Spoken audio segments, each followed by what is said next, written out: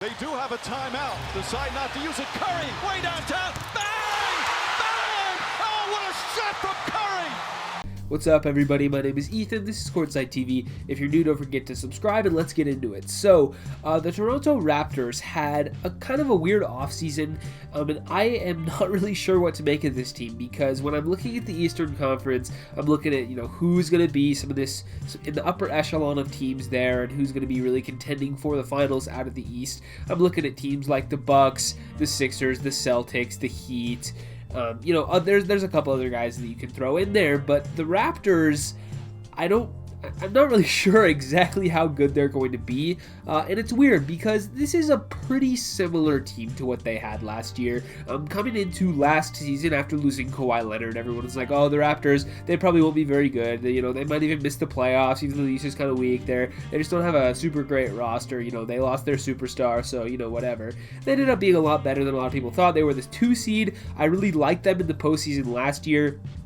I had picked them against the Boston Celtics to win that series in a close series. It went to 7, ended up going the other way, but I'm not upset about making that pick wrong. It was a really, really close series there. But the point is that I really like them in the playoffs. I just think they're generally very, very well coached. Nick Nurse, in my opinion, is probably the best coach in the league. You have just a lot of veterans there who play hard, combined with some young talent on the roster as well. They just kind of ran into problems with Pascal Siakam not being as effective as he had been during their title run the previous year.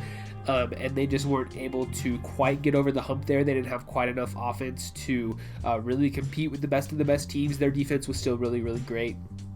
And this year, I'm trying to figure out exactly how much losing Serge Ibaka hurts them, because he was certainly a great presence for them in their locker room. Veteran guy who has been there before, been on a ton of deep playoff runs, was really good with OKC, and then with Toronto, obviously won the title with them. And so he is a guy with extensive playoff experience. I talked about this when he signed with the Clippers, where I felt like he's just a really great guy to have around if you're trying to be a really, really good team.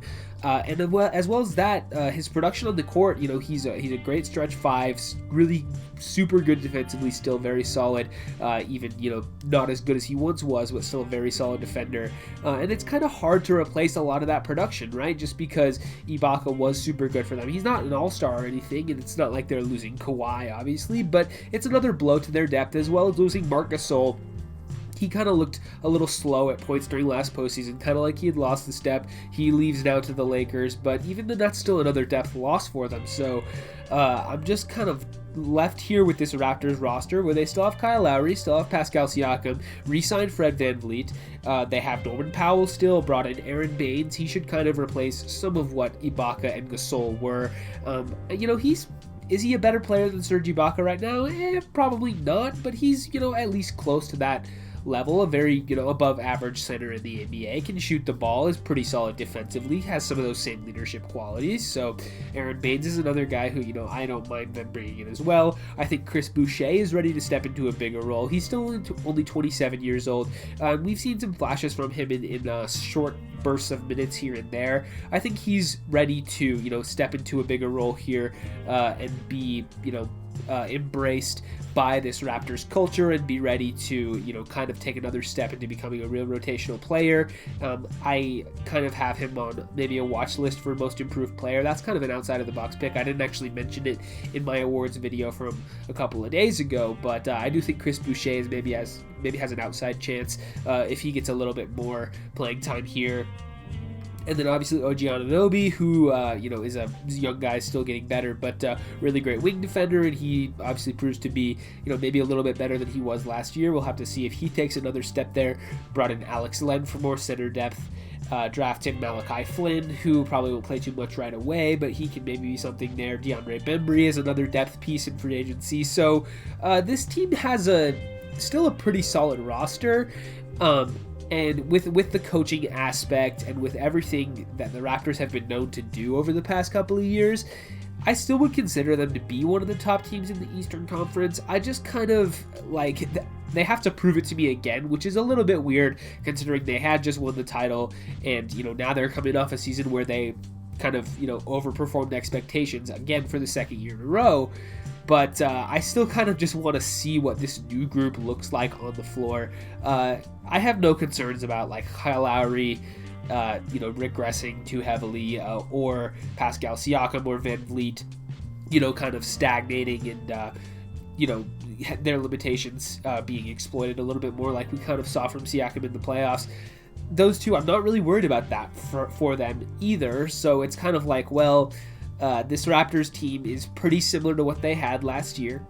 They still figure to be pretty good. Are they better than the Bucks? I don't think so. Are they better than the Heat? Probably not. Are they better than Boston? Well, they just lost to them in the playoffs. Are they better than Philadelphia with a fixed roster and a different coach and, a new GM there? I don't think so. Honestly, I think I'd put Philly above them. And then, are they better than the Pacers? Probably, yeah. Are they better than the Brooklyn Nets?